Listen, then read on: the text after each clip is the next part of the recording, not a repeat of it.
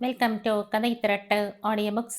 இந்த வீடியோவில் நம்ம என்ன கதை கேட்க போகிறோம்னா, தீபாவளி மின்னல் சிறுகதை. நம்ம சேனலை இது வரைக்கும் சப்ஸ்கிரைப் பண்ணாதவங்க சப்ஸ்கிரைப் பண்ணுங்க. பக்கத்தில் இருக்கிற பெல் ஐக்கானை கிளிக் பண்ணி ஆல்ங்கிற ஆப்ஷனை ப்ரெஸ் பண்ணுங்க. ஸோ தட் நான் போடுற கதைகளை உடனுக்குடனே நீங்கள் கேட்கலாம். வாங்க கதைக்குள்ளே போகலாம். வெண்கல உருளையை பலமுறை வெளியில் திருப்பி திருப்பி பார்த்தாள் சாந்தா.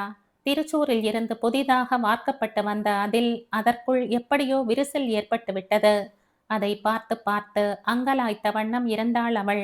வெண்கலத்தின் அழகே அந்த சிறு விரிசலினால் கெட்டுவிட்டதென்று சொல்லிவிட முடியாது. விரிசல் மிகவும் சிறியதாக மயிர் இழைதான் இருந்தது. ஆயினும் விரிசல் விரிசல்தானே. மனித வாழ்வும் உறவும் கூட இப்படித்தான் இருக்கின்றன. சிறு விரிசல்தான், ஆனால் அதை பெரிய பிளவாக்குவது எளிதாயிற்று. விரிசல் இல்லை என்று ஈய பற்று வைப்பதும் உசிதமல்ல. மயிரிழை விரிசலை அது மலை எத்தனை அல்லவா எடுத்துக்காட்டும் என்றெல்லாம் ஓடியது அவள் சிந்தனை. அற்ப வெண்கலம் ஒன்றை வைத்து கொண்டு எவ்வளவு நேரம் மாய்ந்து போவாய் சாந்தா, தூக்கி எறி என்று பின்னால் வந்து நின்ற அவள் கணவன் டாக்டர் திவாகரன் கடிந்தான்.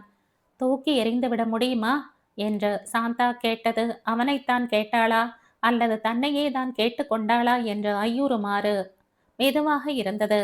இல்லாவிட்டால் மீண்டும் அழித்து வார்க்க சொல். ஒரு பாத்திரத்துக்காக ஏங்குகிற காலம் போய் நினைத்ததை எல்லாம் வாங்கக்கூடிய நிலைமையில் இருக்கிறோம்.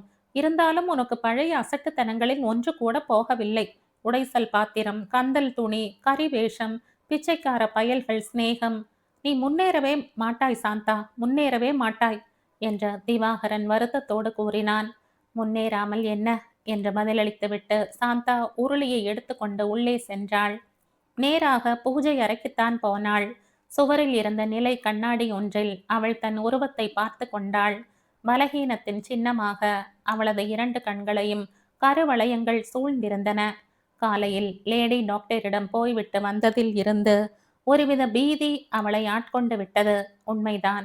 இந்த மாதிரி சமயத்தில் நீரில் மூழ்கி உயிருக்கு மன்றாடுகிற போது சிறு துரும்பை கூட பிடித்து கொண்டு கரை ஏற பார்க்க மாட்டேனோ, அதே போல சாந்தாவும் எப்படியும் இந்த முறை தான் பெற்று பிழைக்க வேண்டும் என்கிற பயத்தில் மூட நம்பிக்கை என்று கருதப்பட்டாலும் சிலவற்றை செய்து வந்தாள். அதைத்தான் திவாகரன் முன்னேற மாட்டாய் என்று குறிப்பிட்டு அழுத்து கொண்டான். திவாகரன் குறிப்பிட்டது போல அவர்கள் முன்பு இருந்ததை விட இப்போது பல விதத்தில் முன்னேறித்தான் இருந்தார்கள். முன்னை போல இப்பொழுதெல்லாம் பெரு பெஞ்சியில் நோயாளிகளின் கூட்டம் காத்திருப்பதில்லை. அவர்கள் செய்யும் அசுத்தத்தை எல்லாம் சாந்தாவே கழுவி விட்டிருக்கிறாள். கம்பவுண்டர் ஜெகதீசன் மருந்து கலப்பதில்லை. வீடே மாறிவிட்டது. பழைய தென்னையும் பெஞ்சும் எங்கு சென்றனவோ. இப்போது தெருவில் முகப்பு கட்டடம் ஒன்று பளபளவென்று மின்னியது. அதில் கார்கள் வந்து நின்றன. சாமி, வைத்தியரையா, காப்பாத்துங்க என்ற தெருக்கதவை தடதடவென்று தட்டும் கூட்டமே இப்பொழுது கிடையாது. அவசரமாக வேண்டியவர்கள் டெலிபோனில் கூப்பிடுவார்கள். காரில் வந்து இறங்கி நாசுக்காக விழிமணியை அழுத்துவார்கள். முன்னை போல கல்லா பெட்டியை கொட்டி எண்ணுவதும் கிடையாது. எல்லாம் அநேகமாக செக் தாள்கள். வாங்கிய மாத்திரத்தில் பாங்கிக்கு போய்விடும். ஆனால் இப்பொழுதல்லவா விரிசல் கண்டுவிட்டதாக சாந்தாவுக்கு தோன்றிவிட்டது. சாந்தா மட்டும் முன்னேறவில்லையா? கணவனோடு கூடவே அவளும் அவன் விருப்பப்படி முன்னேறி பல சௌகரியங்களை அனுபவித்துத்தான் வந்தாள். ஆனாலும் ஒரு மயிரிழை விரிசல் அவள் மனசுக்கு பட்டுவிட்டது. அதை காண பிரியப்படாதவள் போல அவள் தோட்டத்து பக்கம் போனாள். மரத்தடியில் தச்சன் வேலை செய்து கொண்டிருந்தான். ஆகிவிடுமா அப்பா? நீங்கள் பிரியப்பட்டபடி நன்றாக செய்து தருகிறேன் அம்மா. மழை பெய்து கொண்டே இருந்ததால் கீழே எல்லாம் ஒரே ஈரம். மர நிழலினால் அவன் நனையவில்லையே தவிர அவன் கால்கள் சேற்று புண்களினால் வெள்ளை வெளியர் என்று தேய்ந்து போயிருந்தன. குளிர் போலும் மெலிந்த அவன் தேகம் நடுங்கியது. சாந்தா கார் ஷெட்டை திறந்து விட்டாள். உள்ளே போய் வேலை செய்யப்பா என்றாள். ஐயா கார் விட வேண்டுமே என்று கேட்டு தயங்கினான் தச்சன். இப்பொழுது தேவையில்லை என்று பதில் தந்த சாந்தா மீண்டும் வீட்டிற்குள் வந்தாள். அவன் சாமானிய தச்சனா? அவள் வரையில் அவன் ஒரு தெய்வம் போல. முதல் அவன் வந்த காட்சி அப்படியே பளிச்சென்று அவள் நினைவில் பசுமையாக நின்றது. ஒரு சிலரை சந்திக்கும் நேரம் அப்படி அமைகிறது. சாந்தாவுக்கும் அப்பொழுது அத்தகைய பலகீன நிலை. கல்யாணமாகி 8 வருடங்களாகியும் சாந்தாவுக்கு மக்கட்பேறு உண்டாகவில்லை. திவாகரன் வீட்டினர் நேர்முகமாகவும் மறைவாகவும் பேசிய பேச்சுக்கள் சாந்தாவின் புண்பட்ட மனதில் வேலாக பாய்ந்தன. அவள் கணவனை தவிர அந்த குடும்பத்திற்கு சந்ததியே இல்லை. தாங்க முடியாத பளு ஒன்றை தாங்குவது போல தவித்தாள் சாந்தா. மணி மந்திரம் என்று எல்லாம் பார்த்தாகிவிட்டது. ஒரு நாள் அவள் உற்சாகம் இழந்த தோட்டத்தில் உலாவிக் கொண்டிருந்த சமயம் அந்த தச்சன் வந்து நின்றான். ஒரு நோஞ்சான் குழந்தை அவன் தோளில் துவண்டது. அதை பார்க்கவே உடல் கூசியது. எலும்பு கூட்டின் மீது மெல்லிய சல்லா துணியை விரித்தது போல உடல் மெல்லியதாக இருந்தது. எங்கு விரல் பட்டால் அங்கு நைந்து விடுமோ என்று அஞ்சும் அளவு ஒடுங்கி இருந்தது குழந்தை. கழுத்தின் எலும்புகள் நீண்டு தலைமயிர் பிச்சம் பிச்சமாக தெரிய குரங்கு குட்டி போல இருந்தது அதன் தோற்றம். சிசுவின் கண்கள் மட்டும் நிமிர்ந்து சாந்தாவை பார்த்தன. அவற்றை கண்டதும் அவள் வயிற்றில் ஒரு புரட்சி. அது அருவருப்பா அனுதாபமா என்று கூட தெரியாத ஒருவித உலுக்கல். டாக்டர் ஐயா இருக்காரா என்று கேட்டான் தச்சன். அன்று அப்பொழுது அவன் தொண்டை எப்படி அடைத்தது? சாந்தாவுக்கு பதில் கூட சொல்ல தெரியவில்லை. தலையை ஆட்டிக்கொண்டே அவள் உள்ளே விரைந்தாள். கணவனை அழைத்து வந்தாள். பிறகு நிற்க முடியாமல் உள்ளே போய்விட்டாள். டாக்டர் திவாகரன் கைப்பட்டதும் அந்த குழந்தை படிப்படியாக குணமாகி தேறியது. அதற்கு பிறகு அந்த தச்சன் தனக்கு இயன்றதை டாக்டருக்கு காணிக்கையாக கொடுத்துவிட்டு போக வந்தான். சாந்தாவின் வீட்டுக்கு அப்பொழுது அவள் தங்கையும் மற்றும் சிலரும் வந்திருந்தனர். அதனால் அவள் வெளியே வரவில்லை. வெகு நேரம் கழித்து கணவன் ஆஸ்பத்திரிக்கு கிளம்பும் சமயம் கையில் காஃபியுடன் அவள் வெளியே வந்தபோது தச்சன் காத்திருப்பதை பார்த்தாள். சாந்தா, உன்னை பார்த்துவிட்டுத்தான் போக வேண்டும் என்று காத்து கொண்டிருக்கிறானே இந்த மனிதன் என்றான் திவாகரன். அப்பொழுதெல்லாம் அவன் எல்லோரிடமும் கருணையோடு இருந்தவன்தானே? சாந்தா நிமிர்ந்து நோக்கினாள். அவள் இடுப்பில் அவள் தங்கையின் குழந்தை இருந்தது. தச்சனை கண்டதும் அது பயந்து கூக்குரலிட்டது. அழாத பாப்பா, இந்தா இந்தா என்று சமாதானப்படுத்தினான் அவன். பிறகு தன் மேல் துணியில் இருந்த ஒரு பொம்மை தொட்டிலை சாந்தாவிடம் நீட்டினான். பொம்மையை பார்த்ததும் குழந்தை அழுகையை நிறுத்தி பொம்மையை நோக்கி தாவியது. அம்மா, நீங்க ரொம்ப காலம் ஆயுசோட நன்றாக இருக்கணும். உங்க பிள்ளை குட்டிகள் நன்றாக இருக்கணும் என்று வாயார வாழ்த்தினான் தச்சன். அதை கேட்ட சாந்தாவுக்கு வேதனைதான் மூண்டது. அதனால் தொட்டிலையே பார்ப்பது போல முகத்தை குனிந்து கொண்டாள். அன்னைக்கு ஐயா பார்க்கல. என் வீடு நசிச்சு போயிருக்குமுங்க. எங்க குடும்பத்துல சாபக்கேடு. ஆண் பிள்ளைங்க பிழைக்கிறதில்ல. என் பெண் ஜாதியும் 4 மாசமா சீக்கா படுத்திருக்குதுங்க. இந்த குழந்தை இதுக்கு முந்தி பிறந்த எல்லா பிள்ளை குழந்தைகளைப் போலவே 6வது மாசம் முதலே இளைக்க ஆரம்பிச்சுட்டது. அவளால தாங்க முடியல. தானும் விழுந்துட்டா. 5 பசங்களை பறி கொடுத்து விட்டோமுங்க. 6வது இவன். இவனை காப்பாத்தி எங்க குடும்பத்தையே தூக்கி விட்ட கை உங்க பொன் கை. நீங்க நல்லா இருக்கணும். இந்த ராஜா நல்லா இருக்கணும் என்ற தச்சன் உணர்ச்சி வசமாக பேசி முடித்தான். அவன் சென்ற பிறகு கூட சாந்தா தோட்டத்திலேயே சுற்றி சுற்றி வந்தாள். தொட்டிலை கீழே போட்டு விட்டான் குழந்தை. சாந்தா குனிந்து அதை எடுத்தாள். தச்சன் எவ்வளவு அழகாக செய்திருந்தான் அதை. அன்று முதல் அந்த தொட்டில் மிக மிக அருமையாகிவிட்டது அவளுக்கு. அதை அவள் தன் பீரோவில் பத்திரமாக வைத்திருந்தாள். கோகுல அஷ்டமி அன்று கிருஷ்ணனை அந்த தொட்டிலில் வைத்தே பூஜை செய்தாள். அந்த வருஷமே சாந்தாவுக்கு ஒரு பெண் குழந்தை பிறந்தது. பிரசவ சமயத்தில் அவள் சிரமப்பட்டாள். அந்த தச்சன் மறுபடியும் அவள் கண்ணில் படவில்லை. ஆயினும் அவளுக்கு அவன் நினைவாகவே இருந்தது. அவனுடைய வாழ்த்தொலி அவளது செவியில் ரீங்காரமிட்ட வண்ணம் இருந்தது. அதனாலேயே குழந்தையும் தானும் உயிர் பெற்றதாக அவள் எண்ணினாள். 2-3 வருடங்கள் கழிந்த பிறகு ஒரு நாள் சாந்தா தன் குழந்தையை பூங்காவில் விட்டு வேடிக்கை பார்த்து கொண்டிருந்த போது, அம்மா, சுகமா இருக்கீங்களா என்ற குரல் கேட்டு திடுக்கிட்டு திரும்பினாள். அந்த தச்சன் தான். என்னப்பா, சௌக்கியமா இருக்கிறாயா என்ற பதிலுக்கு கேட்டாள் சாந்தா. அதற்கு மேல் ஒன்றும் பேச தெரியவில்லை அவளுக்கு.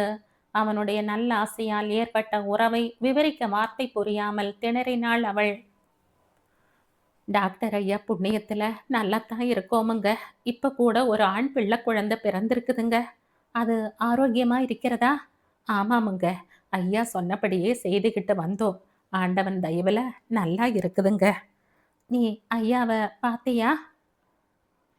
வாரத்துக்கு ஒரு தடவை ஆஸ்பத்திரியில பார்க்கிறேனுங்களே. சாந்தா அவனுடன் ஏதேதோ பேசினாள். அந்த தச்சனை பார்த்து அவன் கையினால் குழந்தைக்கு தொட்டில் செய்ய வேண்டும் என்று அவள் ஆசைப்பட்டது திவாகரனுக்கு தெரியும். அவனை கண்டதை பற்றி அவர் தன்னிடம் ஏன் ஒன்றுமே சொல்லவில்லை? இதில் மர்மம் ஒன்றும் இல்லை. தானும் ஒரு நாள் ஏழையாக இருந்தவன்தான். இந்த மாதிரி ஏழைகளுக்கு மருந்து கொடுத்துத்தான் இன்று பெரிய நிலைக்கு வந்திருக்கிறோம் என்பதை மறந்துவிட்டான் திவாகரன். சாந்தா தச்சனை பார்த்து பேசினாள். உன் கையினால் குழந்தைக்கு ஒரு தொட்டில் செய்து கொடுப்பாயா என்று கேட்டாள். நல்லா செய்து தரேனுங்க. உன் குழந்தைக்கு உடம்பு நன்றாக ஆகிவிட்டது. நீ ஏன் பின்ன எங்கள் வீட்டுக்கு வரப்போகிறாய்? அவரவர் வேலை முடிந்துவிட்டால் மறந்துதான் போகிறார்கள் என்றாள் சாந்தா திடீரென்று மூண்ட குரோதத்துடன். அம்மா அம்மா, அப்படியெல்லாம் சொல்லாதீங்க. ஐயா இப்போதெல்லாம் ஆஸ்பத்திரியில் தவிர யாரையும் பார்க்கறதில்லே. நாங்க அப்படியும் ஒரு நாள் வீட்டுக்கு வந்த. ம் ஒண்ணுமில்லைங்க, உங்களுக்கு தொட்டில் தானே செய்து தரணும் என்ற பேச்சை மாற்றினான் தச்சன். ஆமா, நாளைக்கு வாயேன். புத்தகத்தில் ஒரு புது மாதிரி இருக்கிறது, காட்டுகிறேன் என்றாள் சாந்தா. சரிங்க, எதுக்கும் வீட்லேயும் சொல்லி வைங்க. தச்சன் வேகமாக நடந்து சென்று விட்டான். அவன் பேச்சில் சங்கோஜம் அதிகமாக இருந்ததோ? யார் அவனை தடுத்திருப்பார்கள்? யார் என்று சாந்தாவின் மனசுக்கு தெரியாமல் இல்லை. இப்படிப்பட்ட சிறு சிறு சம்பவங்கள் தான் தங்கள் உறவில் சிறு விரிசல்களை ஏற்படுத்துவதாக எண்ணினாள் அவள். தச்சனை போன்றவர்களை அவமதிப்பது ஆண்டவனுக்கு இழைக்கும் அபச்சாரம் போல. ஒவ்வொரு வினாடியும் அவளது பாமர மனம் அவர்கள் சாபத்திற்கு அஞ்சிய வண்ணம் இருந்தது. நாளைக்கு அவன் வந்ததும் அவன் ஆசி மொழிகளின் பலனை பற்றி சொல்ல வேண்டும் என்று நினைத்தாள் சாந்தா. மறுநாள் தச்சன் வந்தபோது சாந்தா உள்புறம் வேலையாக இருந்தாள். கணவனின் உரத்த குரல் கேட்டு அவள் முன்பக்கம் வந்தபோது தச்சன் தயங்கி தயங்கி நிற்பது தெரிந்தது. உடனே அவள் அவனை நோக்கி விரைந்தாள். வா அப்பா என்று அவனை வரவேற்றுவிட்டு கணவனிடம் சமாதானம் கூறலானாள். இவனை நேற்று அகஸ்மாத்தாக பார்த்தேன். நம் குழந்தைக்கு தொட்டில் செய்ய சொல்லலாமே, கைராசியாக இருக்கிறது என்றாள் தனிவான குரலில். உனக்கென்று தனி ஆசைகள் வந்துவிடும். டிக்சன் கம்பெனியில் ஆர்டர் கொடுத்தால் பேஷான தொட்டில் வரும். இந்த மாதிரி கந்தல் துணி கரிவேஷக்காரர்களை எல்லாம் சேர்த்து கொண்டு உறவாடுவதில் உனக்கு ஒரு பித்து என்று கடுமையாக பேசினான் திவாகரன். சாந்தாவுக்கு என்ன செய்வது என்று தெரியவில்லை. அந்த தச்சனை பார்க்கவும் அவளுக்கு சங்கடமாக இருந்தது. அவள் கணவனிடமே மீண்டும் திரும்பினாள். அவனை நானே தான் வர சொன்னேன், எப்படி போக சொல்வது என்று கெஞ்சினாள். உடனே போக சொல். அவன் செய்வதை விட 1000 மடங்கு அழகான சாமானை நான் வாங்கி தருகிறேன். ஒரு வீட்டில் அறையில் இருக்கிற எந்த சாமானும் ஒரே மாதிரி அழகாக இருக்க வேண்டாமா? நடுநடுவில் காட்டு வேலையை புகுத்துவார்களா? நீயே சொல் என்றான் கணவன். தொட்டில்தானே? தொட்டில்தான். இவனெல்லாம் வீட்டு வாசலில் நிற்பது எனக்கு பிடிக்கவில்லை என்று இறைந்தே பேசினான் திவாகரன். சாந்தா தன் ஏமாற்றத்தை அடக்கி கொண்டு உள்ளே போனாள். அதே சமயம் அந்த தச்சன் வெகு வேகமாக தெருவை கடந்து செல்வதை கண்ணுற்றாள். அவள் மனம் மிகவும் வேதனை உற்றது. ஆயினும் என்ன செய்வது? அதை மறக்க அவள் மீண்டும் ஏதோ வேலையில் ஈடுபட்டாள். நாளடைவில் சாந்தாவுக்கு தச்சனின் நினைவு மறந்துவிட்டது. கணவனின் பேச்சும் நியாயம் எனப்பட்டு விட்டது. அவள் தன் வீட்டை சுற்றி இருந்த பொருள்களை எல்லாம் பார்வையிட்டாள். புது மெருகு மின்ன அபூர்வ சாமான்கள் நிரம்பிய இல்லத்தை கண்டதும் அவளுக்கே பெருமையாக இருந்தது. திவாகரன் இப்பொழுது ஊரில் பிரபல டாக்டர். கார்களில் வரும் நோயாளிகளே அதிகமாக இருந்தனர். தவிர உள்ளூர் சர்க்கார் ஆஸ்பத்திரியிலும் சில மணி நேரம் அவன் வேலை செய்து வந்தான். பல மாதங்கள் சென்றன. சாந்தாவுக்கு இப்பொழுது 2வது குழந்தை பிறக்கப் போகிறது. இதற்கு மேல் பிறக்கக்கூடாது என்று வைத்தியர்கள் கூறிவிட்டனர். அவள் மாலை உலாவ சென்றபோது அந்த தச்சன் மீண்டும் அவள் கண்ணில் பட்டான். தைரியமாக அவனை அழைத்து வேலையும் கொடுத்து விட்டாள் அவள். மீண்டும் பழைய சபலம் வந்துவிட்டது அவளுக்கு. அவன் செய்தால்தான் தன் மனசுக்கு திருப்தி ஏற்படும் என்று அவள் தன் கணவனிடமும் வலியுறுத்தி கூறினாள். மரத்தடியில் கண் மறைவாக செய்யட்டும் என்றான் திவாகரன். ஏன் என்று கேட்டாள் சாந்தா. ஏன் என்று சொல்லியாக வேண்டுமோ என்று திவாகரன் கோபமாக திருப்பி கேட்டான். சாந்தாவுக்கு புரிந்துவிட்டது. ஊரில் பெரும் மதிப்பு கொண்ட டாக்டராக இருக்கும் அவன் பல பெரிய மனிதர்கள் வரும் இடத்தில் கந்தல் துணியும் எலும்பு கூடுமாக இருக்கும் தச்சன் குப்பையை கிளப்பி கொண்டு வேலை செய்வதை விரும்ப மாட்டான் என்பதை அவள் உணர்ந்து கொண்டாள். எப்படியும் தான் ஆசையோடு ஆரம்பித்த வேலை முடியட்டும் என்று நினைத்து அவள் மேலே பேசாமல் இருந்து விட்டாள். கடவுளே, அவரை மன்னித்து விடு என்று தனக்குள் இறைஞ்சினாள். சாந்தா தச்சனை மோட்டார் ஷெட்டில் விட்டுவிட்டு வீடு நோக்கி திரும்பிய போதுதான் அந்த சக்கிலிய கிழவனை பார்த்தாள். காலையிலேயே ஜோடு ரிப்பேர் என்று கத்திக்கொண்டு வந்தவன் அவன். அப்பொழுதே சாந்தா அவனை விரட்டி அடித்திருப்பாள். ஒரு தச்சன் இருப்பதே போதும். கூட நாரும் நரம்புமாக ஒரு சக்கிலிய கிழவன், அழுக்கு உடையும் நாற்றத் தலையுமாக வாசற்படியில் நின்றான். அந்த கிழவன் இப்பொழுது அந்த கப்பல் போன்ற காரின் அருகில் நிம்மதியாக படுத்து உறங்கிக் கொண்டிருந்தான். சாந்தா அங்கு விரைந்தாள். ஏ கிழவா, எழுந்து போ என்றாள். காரின் டிரைவரும் அவள் குரலை கேட்டு காரின் உள்ளிருந்து மரியாதையோடு இறங்கி வந்து கிழவனை எழுப்பினான். சரிதான் அம்மணி, ஜுரம் ஒடுக்குது. மழை பெய்யுது. நான் எங்க போறது? மழை நின்னா நானே போறேன். இங்கேயாவா குடியிருக்க போறேன் என்றான் கிழவன் எழுந்திருக்காமலேயே. பிடிவாதத்தை பார் என்று கூறினாள் சாந்தா. ஆயினும் அவளுடைய அந்தராத்மா கிழவன் பகர்ந்ததில் நியாயம், தன் பேச்சு அநியாயம் என்பதை எடுத்து காட்டியது. சரிதான் ஐயா, அதெல்லாம் ஏன் கதை பேசுற? சும்மா எழுந்து போய்க்கினே இரு என்றான் டிரைவர். ஆனால் சக்கிலிய கிழவன் திரும்ப கூட இல்லை. சாந்தா பேசாமல் உள்ளே வந்தாள். அங்கே ஹாலில் திவாகரன் பெருமகிழ்வோடு பல பழங்களையும் பட்டாசு கட்டுகளையும் எடுத்து எடுத்து பார்த்து கொண்டிருந்தான். பார் சாந்தா, இந்த சாமான்களை பார்க்கும் போதே தீபாவளி வந்துவிட்ட மாதிரி இருக்கிறது. ஆஸ்பத்திரியில் நோயாளிகளுக்கு எவ்வளவு சந்தோஷமாக இருக்கும் என்று ஆர்ப்பரித்தான் அவன். பெருமூச்சு விட்டாள் சாந்தா. வெளியே வீதியை நோக்கினாள். மழை இடைவிடாமல் பெய்து கொண்டிருந்தது. அதை சவால் விடுவது போல வெள்ளையும் நீளமுமான நீண்ட கார் ஒன்று வாயிலில் நின்றது. அதையே உற்று நோக்கியவளாக, மழையோ கொட்டுகிறது, எனக்கோ பலகீனமாக இருக்கிறது. உங்கள் ஆஸ்பத்திரி முழுவதும் ஒரு சுற்று வருவதற்குள் போதும் என்றாகிவிடும் என்றாள். நீதானே அதற்கு பொருத்தமானவள் என்று தேர்ந்தெடுத்திருக்கிறார்கள். நீயும் ஸ்ரீமதி ஜோசப்பும் தான் அழகான பெண்மணிகள். உன் கையினால் பழமும் பிஸ்கோத்தும் கொடுத்தால் நோயாளிகளுக்கு உடம்பு பாதி குணமாகிவிடும் என்ற எண்ணம் என்றான் திவாகரன். கால் இற்றுவிடும். எனக்காக இது கூட செய்ய மாட்டாயா சாந்தா? இப்படியெல்லாம் காக்காய் பிடித்து அந்த மனிதனை வசப்படுத்தி நீங்கள் வெளிநாடு போக போகிறீர்களாக்கும். அப்படித்தான் வைத்துக்கொள்ளேன். தவிரவும் 1/2 லட்சம் ரூபாய் நன்கொடை கொடுத்து வைத்திய கல்லூரிக்கு இடமும் தந்த மனிதன் ஆயிற்றே. அவர் சொன்னபடி செய்ய வேண்டாமா சொல்? பாக்கு வெட்டி தத்துவம், நிர்பந்த கடமை. ஏது ஏது, நீ பெரிய எழுத்தாளி ஆகிவிடுவாய் போலிருக்கிறதே என்று கேலி செய்தான் திவாகரன். சாந்தா சிரித்தாள். தன் கணவனுக்காக ஒன்று செய்கிறோம் என்று நினைத்ததும் அவள் உடல் சோர்வு கூட மறைந்து விட்டது போலும். உடனே உற்சாகத்துடன், சரி, காரில் வைக்க சொல்லுங்கள், கிளம்புகிறேன் என்றாள் கணவனை நோக்கி. பழங்களையும் பட்டாசுகளையும் கொண்டு விநியோகிக்கும் போது குழந்தைகளின் முகமெல்லாம் எப்படி மலரும்? அந்த குழந்தை வார்டை பார்ப்பதற்காகவே அவள் இந்த வேலையை ஒப்புக்கொண்டாள். சாந்தா, முடிந்தால் நீ அப்படியே டாக்டர் சீதாவையும் பார்த்துவிட்டு வந்துவிடு என்றான் திவாகரன். பார்த்தாயிற்று எல்லாம் என்றாள் சீதா. என்ன சொன்னாள்? தெரியவில்லையா? பிரார்த்தனைகள் செய்வதும் குறிப்பிட்ட தச்சன் கையால் ஒன்று செய்ய வேண்டும் என்று நான் தவிப்பதும் இவை போதாதா புரிந்து கொள்ள? சீதா கூடவா உன்னை பயமுறுத்தி விட்டாள்?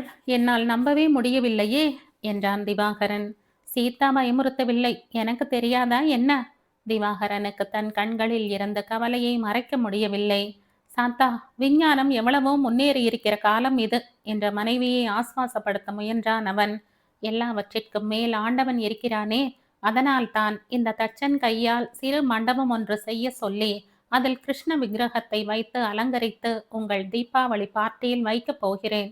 பிறகு எனக்கு நல்லபடியானால் இந்த குழந்தைக்கு அவன் கைப்பட தொட்டில் செய்ய சொல்ல போகிறேன். பைத்தியத்துக்கும் ஓர் அளவு வேண்டாமா?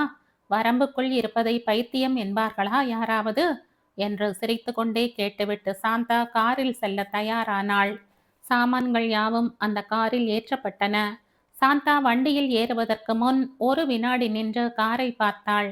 வெறும் வண்டியா அது? குபேரனின் வாகனம் போல இருந்தது. இந்த ஊரின் குபேரன் தானே என் பெருமாள் செட்டி.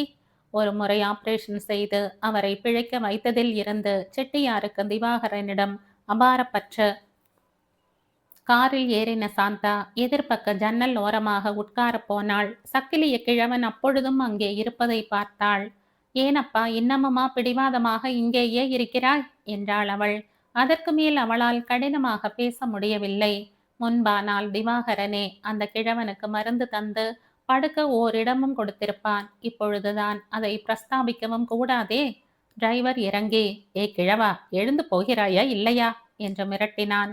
இதற்குள் இவர்களுடைய உரத்த குரல்களை கேட்டுக்கொண்டே திவாகரன் வெளியே வந்தான். யாரது? சும்மா ஏன் கெஞ்சுறீங்க?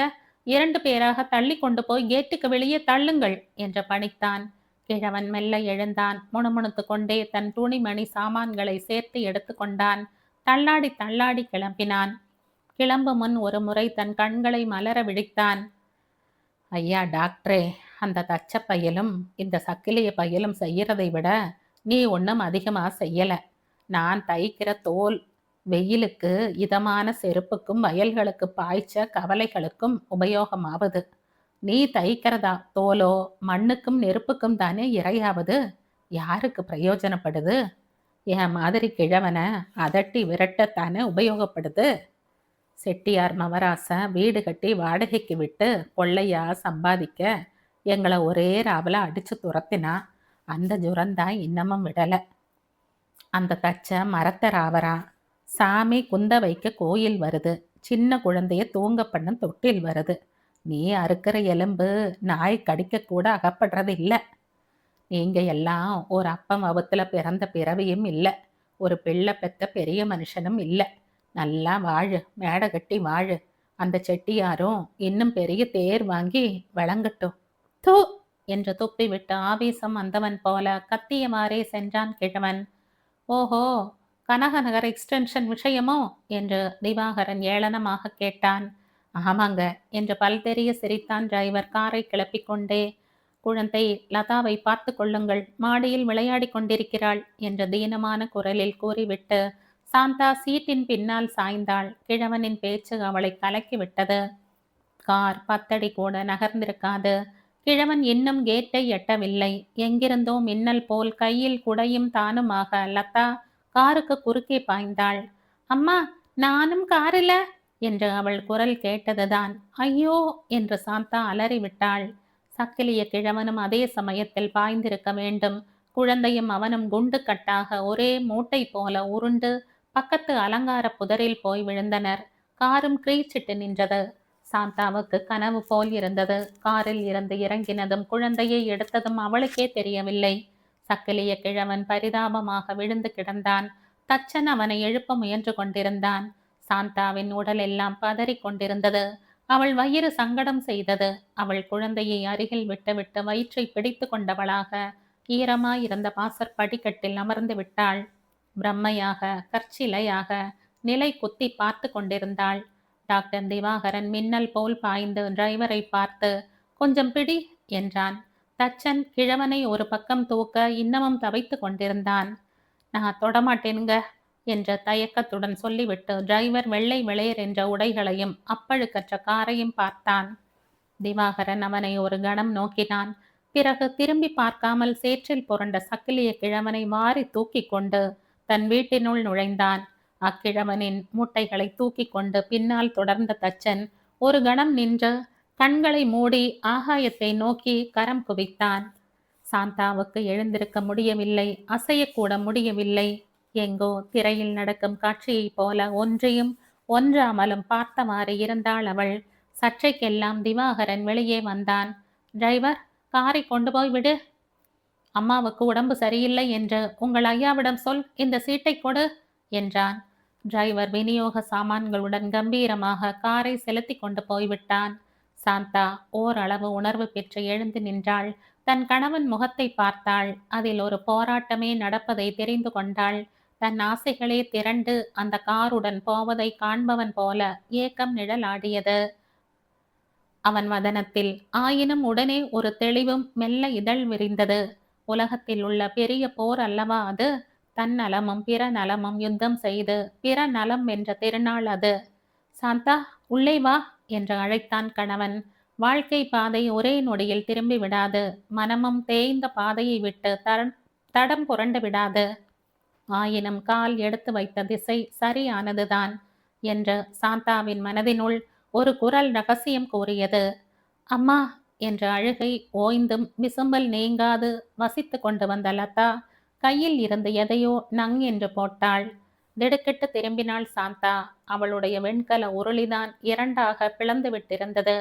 கூப்பிட கூப்பிட தூக்கி கொண்டு ஓடிவிட்டது அம்மா என்று வேலைக்காரன் கூறினான்.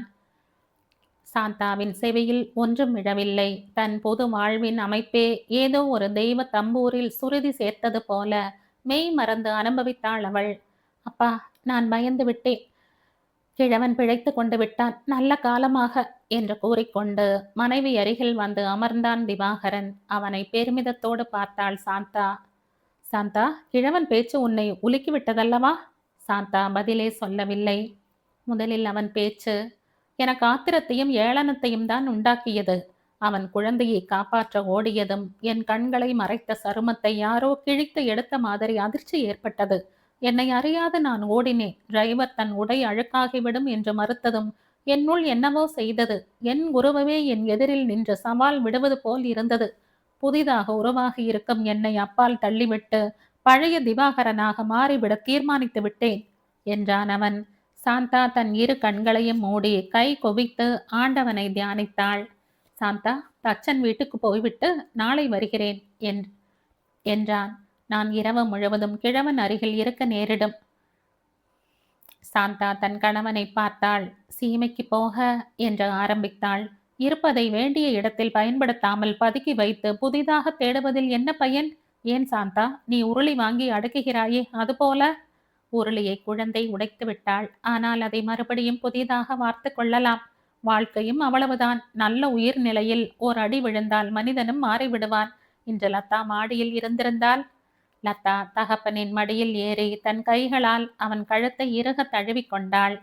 லதா, நீ என் வாழ்வின் மின்னல் கொடியடி என்று கொஞ்சினான் திவாகரன். வெளியே அடுத்த வீட்டில் கொளுத்திய பூ மத்தாப்பின் நீல ஒளி வீடெங்கும் சுப சூசகம் போல் பரவியது.